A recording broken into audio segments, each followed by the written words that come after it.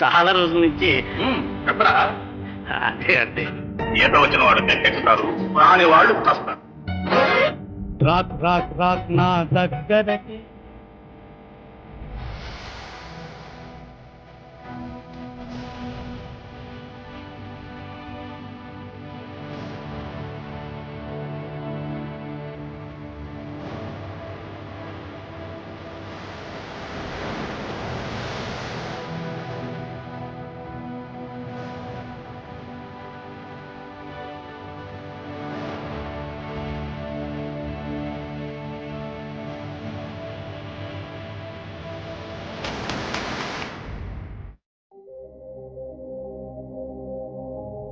Kongara Jaggayya Telugu cinema రంగస్థల నటుడు, రచయిత, పాత్రికేయుడు, మాజీ పార్లమెంట్ సభ్యుడు. ఆకాశవాణిలో తొలితరం తెలుగు వార్తల చదువరి. సినిమాలలో అనేక నాటకాలలో వేసిన పాత్రల ద్వారా ఆంధ్రులకు జగ్గయ్య సుపరిచితుడు. మేఘ గంభీరమైన అతను కంఠం కారణంగా అతను కంచు కంఠం జగ్గయ్యగా కళా వాచస్పతిగా పేరుగాంచాడు. భారత ప్రభుత్వం 1992లో ప్రతిష్టాత్మకమైన పద్మభూషణ్ అవార్డును ఇచ్చి సత్కరించింది.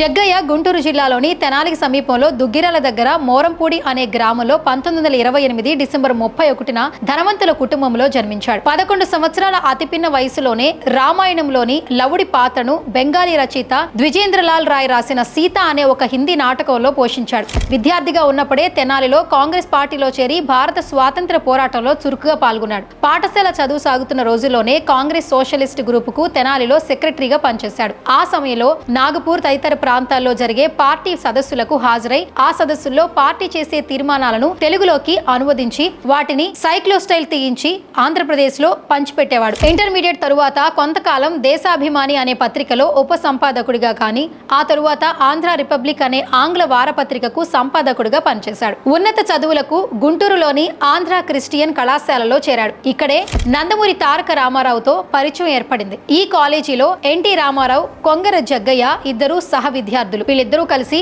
ఎన్నో నాటకాలు ప్రదర్శించారు. జగ్గయ్య 3 సంవత్సరాల పాటు వరుసగా ఉత్తమ నటుడు పురస్కారం అందుకున్నాడు. చిత్రకారుడు అడవి బాపిరాజు వద్ద చిత్రలేఖనంలో శిక్షణ పొందాడు. విజయవాడలో అరుణోదయ, నేషనల్ ఆర్ట్స్ థియేటర్స్ సంస్థల తరపున నాటకాలు వేశాడు. డిగ్రీ పూర్తవగానే తెనాలి దగ్గర ఉన్న దుగ్గిరాలలో ఉపాధ్యాయుడిగా ఉద్యోగం వచ్చింది. అప్పుడు కూడా పాఠశాలలో పనవగానే రైల్లో బెజవాడకు వెళ్లి రిహార్సల్స్ చేయడం, నాటకాలు వేయడం చేస్తుండేవాడు. ఎన్టీ రామారావుతో కలిసి విజయవాడలో రవి ఆర్ట్స్ థియేటర్ స్థాపించి ఎన్నో నాటకాలు వేసి పరిషత్ పోటీలలో బహుమతులు గెలుచుకున్నాడు. బుచ్చిబాబు రాసిన దారిన పోయే దానయ్య నాటిక వీరికి బాగా పేరు తెచ్చిపెట్టింది. ఆ తరువాత ఢిల్లీలో ఆల్ ఇండియా రేడియోలో 3 సంవత్సరాల పాటు వార్తలు చదివే ఉద్యోగం చేశాడు. అక్కడ కూడా తెలుగు వాళ్లను పోగేసి నాటకాలు వేశారు. దుగ్గిరాల ఉన్నత పాఠశాలలో పనిచేసేటప్పుడు ఢిల్లీ రాజ్య పతనం అనే నాటకంలో జమునతో వేషం వేయించారు జగ్గయ్య గారు. త్రిపురనేని గోపీచంద్ తీసిన ప్రియురాలు సినిమాతో జగ్గయ్య సినిమాలలో అరంగరేట్రం చేశాడు. అయితే ఈ సినిమా కానీ దీని తదుపరి చిత్రాలు కానీ పెద్దగా విజయం సాధించలేదు. సినిమాల కోసం మొదట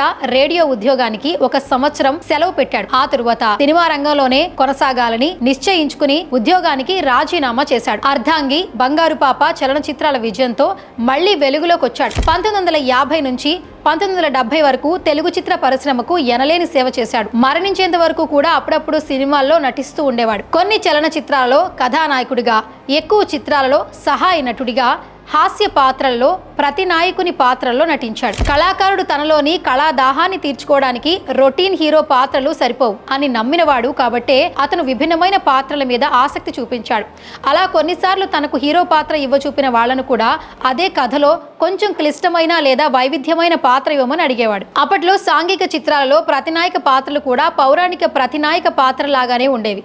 ఆ పద్ధతి మార్చాలని జగ్గయ్య ప్రతినాయక పాత్రలో ఎంచుకున్నాడు. కథానాయకుడు అందంగా ఉంటేనే ప్రతి నాయకుడు కూడా అందంగా ఉంటాడు. మన మధ్య తిరిగే మామూలు మనిషిలాగా ఉంటాడు. అలా చూపించాలనే అతను ప్రతినాయక పాత్రలు చేశాడు. ప్రతినాయకుడు అంటే వికారంగా, క్రూరంగా ఉండాలనే అభిప్రాయం పోగొట్టాడు. విలన్ కూడా లవబుల్ గా ఉండొచ్చు. అప్పుడే అతను మరిన్ని మోసాలు చేయగలడు. అలాంటి పాత్రలో అభినయ సున్నితత్వాన్ని తీసుకొచ్చాడు జగ్గయ్య. అతను దాదాపు 500 చిత్రాల్లో నటించాడు. అతను నటించిన ఏకైక తమిళ చిత్రం శివగామి. జగ్గయ్య గురించి చెప్పేటప్పుడు కంఠం గురించి ప్రత్యేకంగా చెప్పుకోవాలి. గంభీరమైన తన కంఠాన్ని ఎంతో మందికి అరువిచ్చాడు. 100కు పైగా సినిమాలలో చిత్రాలలో డబ్బింగ్లు చెప్పాడు. తమిళ చిత్రరంగ నటుడు శివాజీ గణేశన్ నటించిన తెలుగు సినిమాలలో జగ్గయ్యే అతనికి గాత్రధారం చేశాడు. అంతేకాదు తెలుగులో డబ్బింగ్ చేసిన జురాసిక్ పార్క్ అనే ఆంగ్ల చిత్రంలో రిచర్డ్ అట్లెంబరో కూడా తన గాత్రాన్ని అందించాడు. బంగారు పాపలో అతను పోషించింది చాలా సున్నితమైన సంక్లిష్టమైన పాత్ర. 25 ఏళ్ల వయసులో ఆ చిత్రం వృద్ధినిగా నటించాడు.